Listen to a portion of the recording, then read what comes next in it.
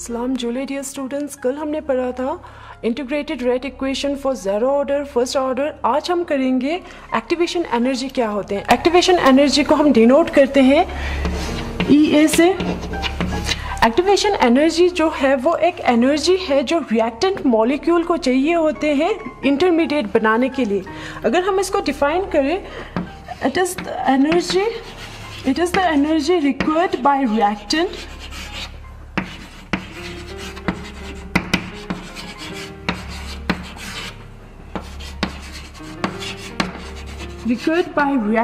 to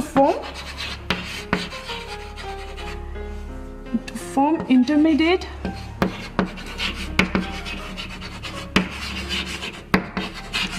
और intermediate को हम एक्टिवेटेड कॉम्प्लेक्स भी कहते हैं।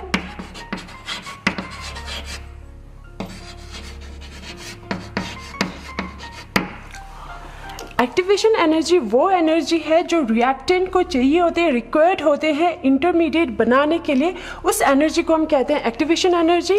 फॉर एग्जांपल हम यहाँ पर एक एग्जांपल लेंगे, जब हाइड्रोजन रिएक्ट होते हैं आयोडीन के साथ तब हमें मिलते हैं इंटरमीडिएट फॉर्म होते हैं।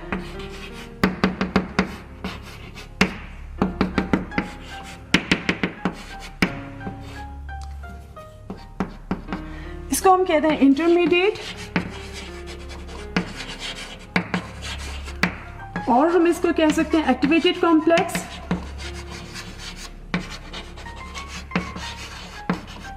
ये जो इंटरमीडिएट होते हैं वो हाईली अनस्टेबल होते हैं,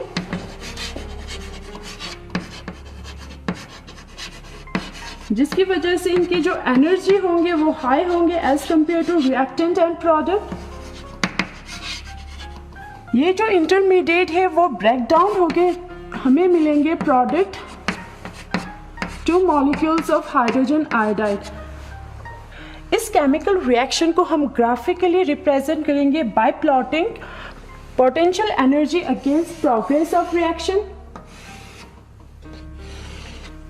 यहाँ पर हम एनर्जी को रखेंगे against progress of reaction. Progress of reaction में क्या होंगे, रिएक्टेंट जो है वो कन्वर्ट हो, पहले फॉर्म होंगे इंटरमीडिएट, फिर उसके बाद प्रोडक्ट में कन्वर्ट हो जाएंगे।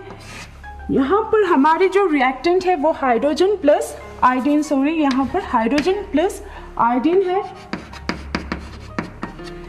ये जो है एनर्जी है जो रिएक्टेंट के पास है, energy possessed by reaction।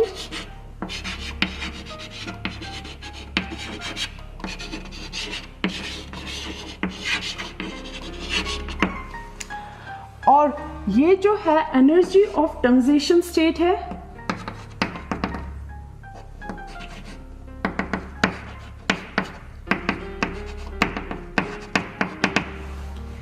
ये जो है एनर्जी ऑफ ट्रांजिशन स्टेट है, इस एनर्जी को हम कहते हैं थ्रेशोल्ड एनर्जी।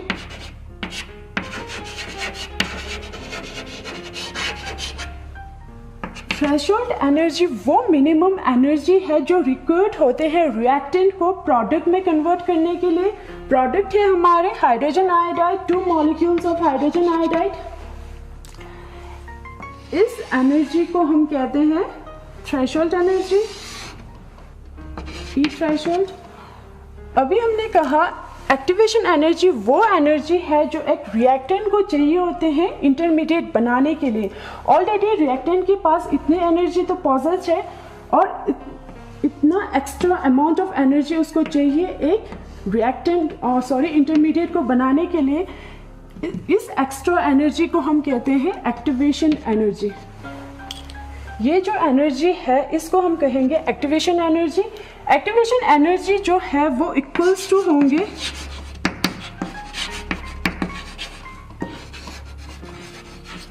एनर्जी किसके बराबर होंगे, जब हम थ्रेशोल्ड एनर्जी में से माइनस कर दे एनर्जी पॉजेस्ड बाय रिएक्टेंट, तब हमें क्या मिलेंगे, एक्टिवेशन एनर्जी।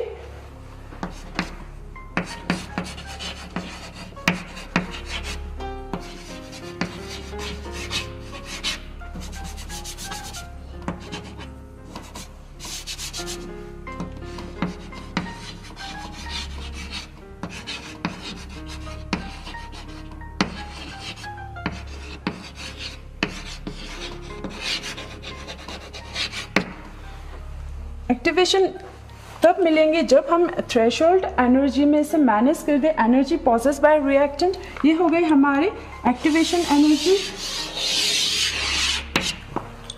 नेक्स्ट हम करेंगे collision theory. Collision theory, according to collision theory, according to this theory, जो हमारे रिएक्टेंट मॉलिक्यूल है उसको एज्यूम किया है हार्ट स्फीयर, और रिएक्शन तभी होंगे जब ये रिएक्टेंट मॉलिक्यूल्स क्या करेंगे, आपस में कोलाइड करेंगे। तो अकॉर्डिंग टू दिस थ्योरी क्या किया है, रिएक्टेंट मॉलिक्यूल को एज्यूम किया है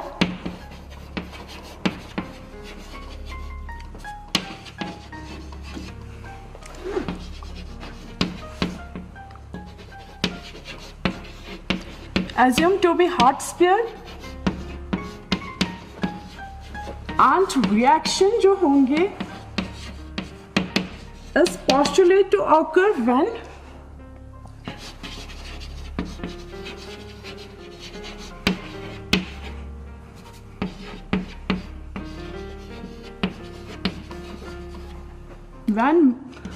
molecules collide with each other.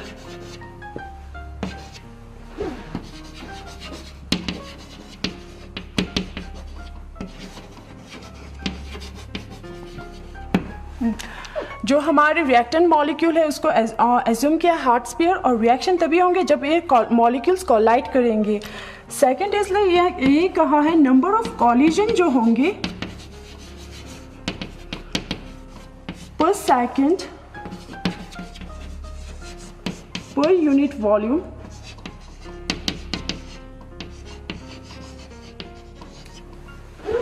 Of reaction mixture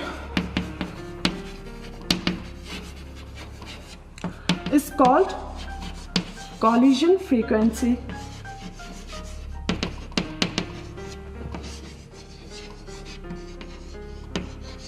जो डिनोट करते हैं Z से।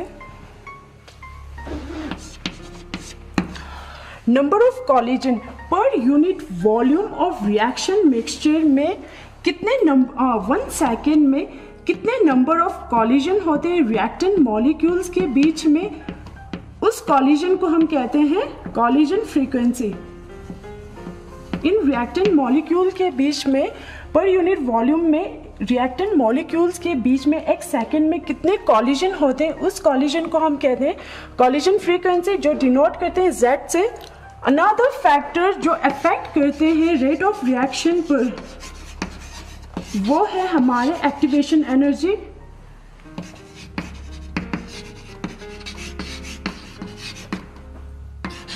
Rate of reaction,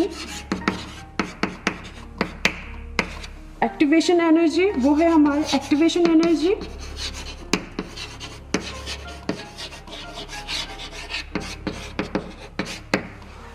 for a biomolecular reaction,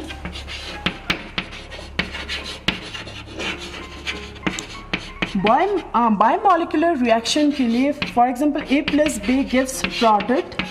in this case अगर हम रेट लिखे अकॉर्डिंग टू कॉलिजन थ्योरी, वो होंगे हमारे rate is equals to ZAB e⁻ EA upon RT। ये हमारे rate according to collision theory. यहाँ पर जो ZAB जो है वो है collision frequency, collision frequency of reactant A and B।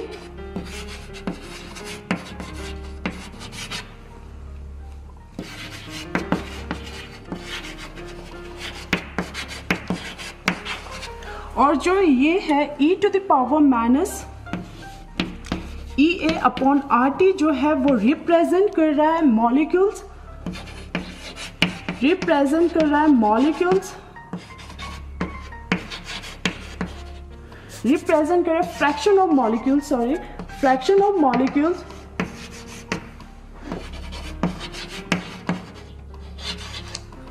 With energies greater or equal to activation energy। हैं। यहाँ पर जो ZAB है वो कॉलिजन फ्रीक्वेंसी है of reactant A and B, और जो ये है e⁻⁻ ये जो है वो रिप्रेजेंट कर रहा है फ्रैक्शन ऑफ मॉलिक्यूल्स, कितने मॉलिक्यूल के पास एनर्जी जो है वो इक्वल टू एक्टिवेशन एनर्जी है या उससे ज़्यादा है, वो रिप्रेजेंट कर रहा है। ऑल कॉलिजन, जितने भी कॉलिजन होते हैं वो इफेक्टिव नहीं होते हैं।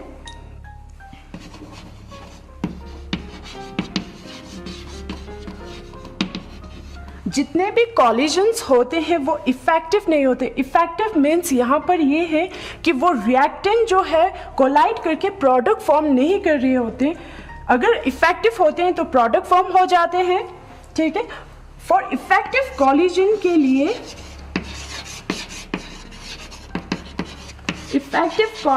लिए टू कंडीशन है।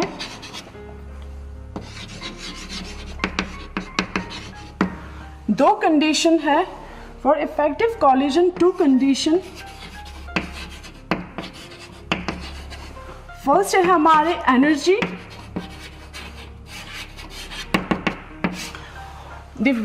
कोलाइडिंग मॉलिक्यूल के पास सफिशिएंट एनर्जी होनी चाहिए।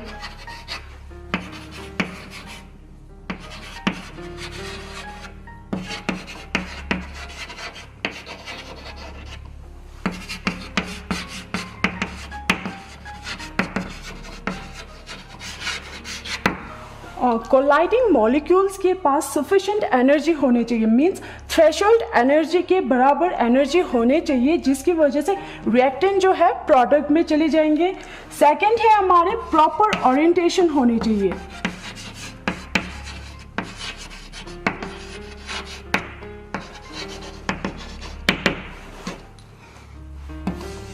प्रॉपर ओरिएंटेशन होने चाहिए। द कोलाइडिंग मॉलिक्यूल्स के पास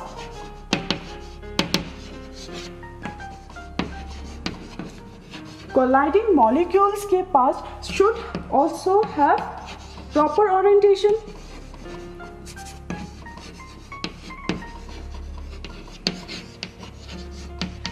प्रॉपर ओरिएंटेशन होनी चाहिए, जिसकी वजह से जो बॉन्ड फॉर्म होंगे वो हो सके और ब्रेक जो होंगे वो भी इजीली हो सके, so that new bond form हो सके एंड ओल्ड बॉन्ड जो होंगे वो ब्रेक हो सके।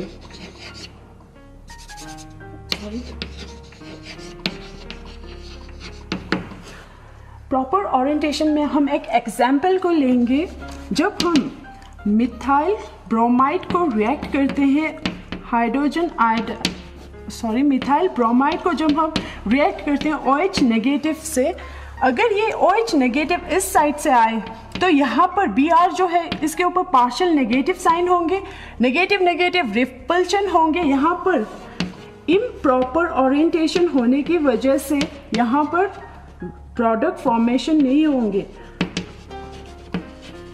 होने की वजह से यहाँ पर प्रोडक्ट फॉर्म नहीं होंगे। अगर ये जो BOH नेगेटिव जो है अगर इस साइड से आए तो ये लिविंग ग्रुप जो है इजीली लीव कर जाएंगे। ये जो है हमारे प्रॉपर यहाँ पर जो है प्रॉपर ओरिएंटेशन है। तो हमें मिलेंगे ये वाले प्रोडक्ट, मिथेनॉल मिलेंगे हमें प्लस Br नेगेटिव। यहाँ से हमें ये पता चल रहा है अगर यहाँ पर और एक फैक्टर को अगर हम इंट्रोड्यूस करें रेट में, अगर और एक फैक्टर को इंट्रोड्यूस करें तो हमारे जो रेट मिलेंगे वो एग्जैक्ट मिलेंगे। वो न्यू फैक्टर जो है वो है हमारे P, जिसको हम कहते हैं स्टेरिक फैक्टर। इस स्टेरिक फैक्टर को अगर हम इंट्रोड्यूस करें रेट में, जो रेट मिलेंगे तब हमें वो रेट एग्जैक्ट मिलेंगे। Rate equals to PZAB e⁻⁻ ये हो गए हमारे कॉलिजन थ्योरी। नेक्स्ट हम करेंगे एरिनस इक्वेशन। बच्चों अभी हमने किया था कॉलिजन थ्योरी, नेक्स्ट हम करेंगे आर्रहीनियस इक्वेशन। आर्रहीनियस इक्वेशन जो है वो आर्रहीनियस ने प्रपोज किया था quantitative relationship between rate constant and temperature को, उसी को हम कहते हैं आर्रहीनियस इक्वेशन। आर्रहीनियस ने प्रपोज किया था the quantitative relationship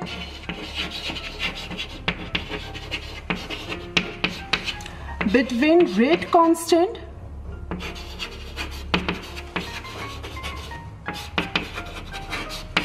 and temperature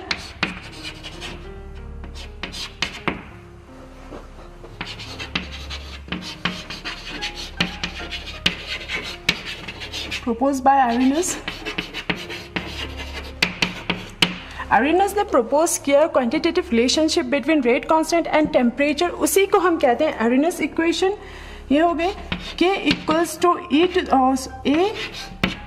to the power minus EA upon RT। इस इक्वेशन को हम कहते हैं आर्रहीनियस इक्वेशन। इस इक्वेशन में जो K है वो है हमारे रेट कांस्टेंट और जो A जो है वो है फ्रीक्वेंसी फैक्टर और जो EA जो है हमें पता है वो एक्टिवेशन एनर्जी है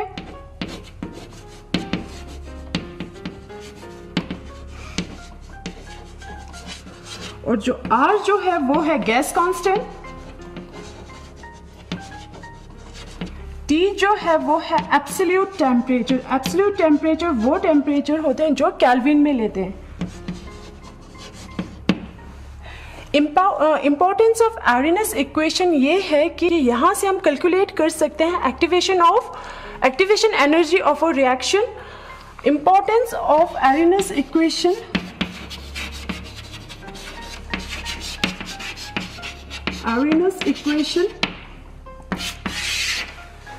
ये हम यूज करते हैं कैलकुलेट करने के लिए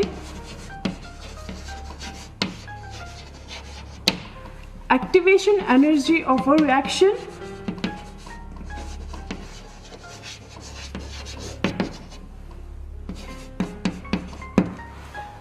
एक्टिवेशन एनर्जी को निकालने के लिए हम क्या करेंगे, अप्लाई करेंगे natural logarithm to both side of equation first.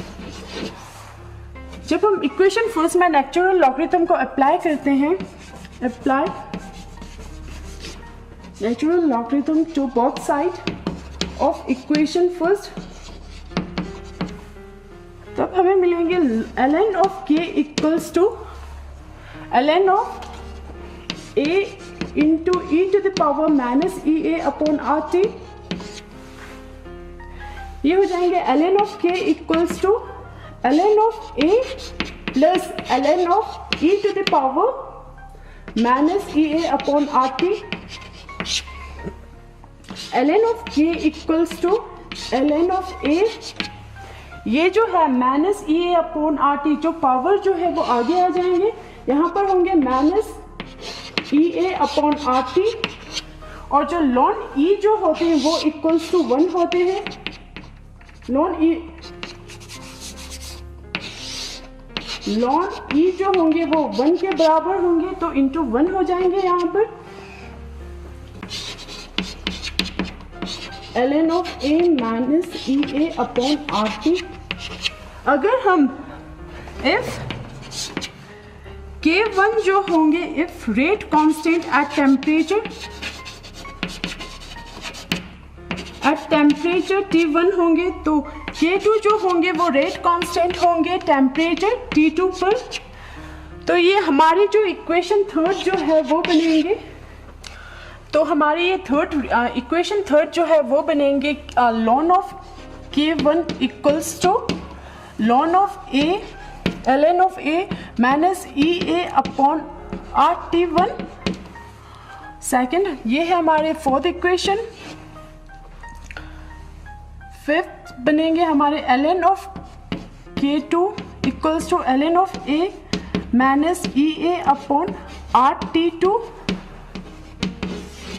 Next हमें करना है इक्वेशन फिफ्थ में से सब्ट्रैक्ट करना है इक्वेशन फोर्थ को।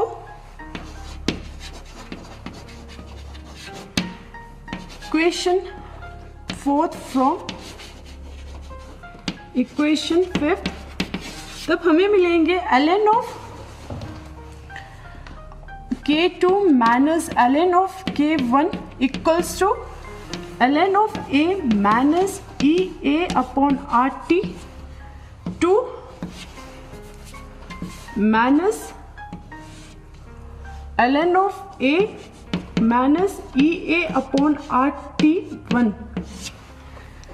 इसको हम ऐसे भी लिख सकते हैं, ln of A minus ln of B को हम लिखते हैं ln of A upon B। इसको भी हम ऐसे ही लिख सकते हैं, ln of K2 upon K1 equals to ln of A minus EA upon R T2 minus plus minus ln of A minus minus plus EA upon RT1। यहाँ पर plus ln A और minus ln A cancel out हो जाएंगे, तो यहाँ पर बचेंगे ln of K2 upon K1 equals to, positive वाले को पहले लिखेंगे हम EA upon RT1 minus EA upon RT2। Next हम इन दोनों में कॉमन है EA अपॉन R, इसमें भी है इसमें भी है, तो हम इसको कॉमन लेंगे, ln of K2 upon K1 equals to EA upon R common लेंगे, तो यहाँ पर बचेंगे 1 अपॉन T1 माइनस यहाँ पर बचेंगे 1 upon T2 ln of K2 upon K1 EA upon R। इसको हम ऐसे भी लिख सकते हैं, T2 minus T1 divided by T1 into T2। ये हो गए हमारे आर्डिनल इक्वेशन। यहाँ से अगर हमें वैल्यू पता हो K2 K1 T1 T2 इन सब की वैल्यू अगर हमें पता हो तो हम यहाँ से इजीली एक्टिवेशन एनर्जी को निकाल सकते हैं। ये हो गए हमारे आर्डिनल इक्वेशन। नेक्स्ट हम आर्डिनल इक्वेशन के ऊपर एक क्वेश्चन कर लेते हैं। क्वेश्चन है हमारे 20 डिग्री सेल्सियस पर वैल्यू ऑफ रेट कांस्टेंट दिया है हमें 10⁻⁻2 सेकेंड इनवर्स। हमें निकालना है value of rate constant eight 37 degree Celsius पर। एक्टिवेशन एनर्जी जो दिया है वो 0 है। पहले हम इसको सॉल्व करेंगे, जो गिवन है वो लिखेंगे। गिवन है हमें K1 जो है K1 एट टेम्परेचर T1 जो है वो 20 डिग्री सेल्सियस है। यहाँ पर वैल्यू ऑफ K1 जो है वो है 10⁻⁻2 सेकेंड इनवर्स, और वैल्यू हमें निकालना है रेट कांस्टेंट के टेम्परेचर T2 दिया है हमें 37 डिग्री सेल्सियस, और K2 हमें निकालना है। एक्टिवेशन एनर्जी जो है वो है 0 है। हमें पता है आर्डिनल इक्वेशन जो है वो ln of K2 upon K1 equals to EA upon R T2 minus T1 divided by T1 into T2। ये है हमारे आर्डिनल इक्वेशन। इस लॉग को पहले हम कन्वर्ट करेंगे नेचुरल लॉग को हम कन्वर्ट करेंगे लॉग में, नेचुरल लॉगरिथम को हम कन्वर्ट करेंगे लॉग में, जो कि है 2.303 इंटू लॉग ऑफ बेस 10। इसमें जब हम इसको कन्वर्ट करेंगे तो ये होंगे हमारे 2.303 log of K2 upon K1 EA upon R T2 minus T1 divided by, ये हो गए हमारे। नेक्स्ट इस 2.303 को हम इस साइड ले जाएंगे, log of K2 upon K1 equals to EA, ये डिवाइड में आ जाएंगे R into 2.303 T2 minus T1 whole divided by T1 into T2। हमें गिवन है EA, इसको पुट कर देंगे K2 equals to 0 2.303 T2 minus T1 into T2। इस साइड वाले सारे टर्म 0 हो जाएंगे। Log of K2 divided by K1 equals to 0 हो जाएंगे। इस log of K2 divide by K1 को हम ऐसे भी लिख सकते हैं, log ऑफ